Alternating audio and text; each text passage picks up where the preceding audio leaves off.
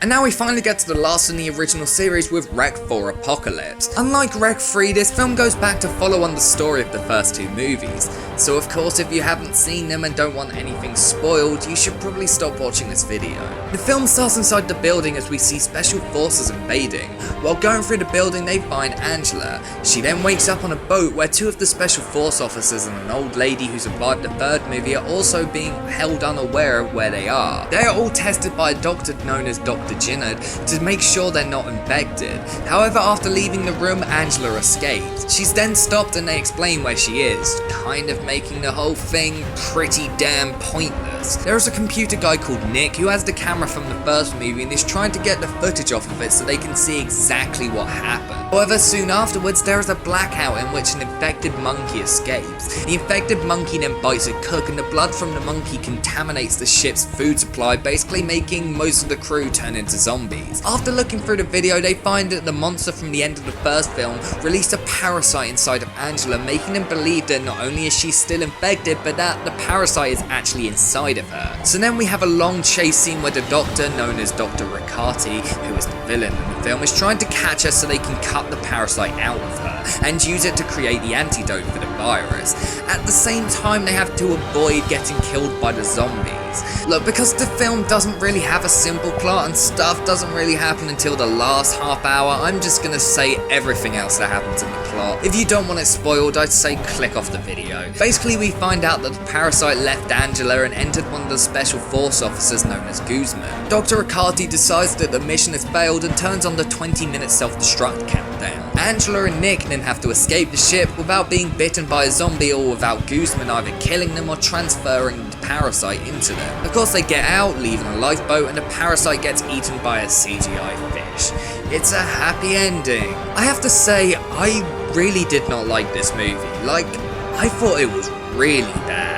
Similar to Rec 3, the film isn't found footage, meaning, once again, it's nowhere near as scary and personal as the first two films felt. In those films, there weren't many zombies, but when you saw them, they felt really up close, and it made them terrifying. In this film, there are about 50 zombies at once, and they aren't scary at all. You feel like there is no threat in this film because the main characters escape every single threat all throughout the film. I have never really found zombies that scary, so the fact that the first Rec terrified me as much as it did is pretty good, and even Rec 2 kinda scared me at points too. This one was just a complete drag. I was pushing myself to get through it and I just wanted it to end. Whereas the first two movies, I never wanted them to end because they were just so good. This film just has so many problems, including the fact we never see the parasite get transferred into Guzman. They established that to transfer the parasite, it has to leave the owner's mouth and go into the new person's throat. That never happened. Just 1 second Angela is infected and then later we find out she got rid of it and passed it on to him instead. The film seems to go on forever. The setup takes up the majority of the movie and is so uninteresting and repetitive. We all meet these characters who have no personality whatsoever, and then later when they're killed off it's supposed to be an "oh shit" moment, but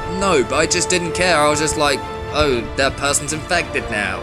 Oh well. If you want us to care when the characters get infected or die, you have to earn it. Make the characters interesting and likable. Films such as Dawn of the Dead do this perfectly. We fall in love with the characters, and when we see them die, it's pretty heartbreaking because it's done so slowly and you see them slowly deteriorate. In this film, they don't really do that, but they do try and make you care when a character we saw earlier gets infected, but I just didn't. I saw a lot of people praising how this film brought the series back to the darkness of the first two movies, but I honestly have no clue what they're talking about. It's not really dark at all, except for maybe the fucking lighting in the film. The film plays everything so safe, doesn't take risks, doesn't do unique things, something that the first two movies did. The film seemed to completely forget what made those movies so good and effective in favor of what is essentially just your average zombie B-movie. Like, if you showed me this movie and said it was a sci-fi original movie made in Spain, I would have believed you. The CGI they used looks exactly like it could be like that, and the writing is pretty atrocious too. There are scenes of just dialogue that go on way too long. It doesn't focus on trying to scare you, it just focuses on trying to simply develop the story. But they don't explain anything new like they do in the third movie, and they rarely tie things up to the original source of the virus. They could have made the film more engaging and interesting if they added something to the mythology of the series. I mean, this is the final film in the series, you'd expect they add something, but Nope, this is basically just a standalone movie with one character from the original movie. You could honestly take her out and this would just be your average zombie movie. And the ending was just so predictable and unsatisfying. The original movie had a terrifying ending where it seems like all hope is lost. Every character seems to have died, everything seems to have gone wrong. The virus consumed them and won. That made it so scary. This film, in a desperate attempt at capping off the series, didn't do that at all. It tried to give it a happy ending where the virus is destroyed, but it really doesn't work. And the film as a whole doesn't really work. The end of the second movie set up so many possibilities for what could have been a fantastic and terrifying film, but they threw all of that away to just make another zombie movie without any of the originality or unique qualities of the first two movies. Rec 4 is a disappointing, boring mess that takes ages to get going and doesn't really go anywhere exciting when it does move. It's by far the worst in the entire series, and it's such a shame that the series went out with such a whimper. But we finished the Spanish original, so now we can go on to the American remake and its sequel. Oh boy, I give Rec 4 Apocalypse a 4.5 out of 10.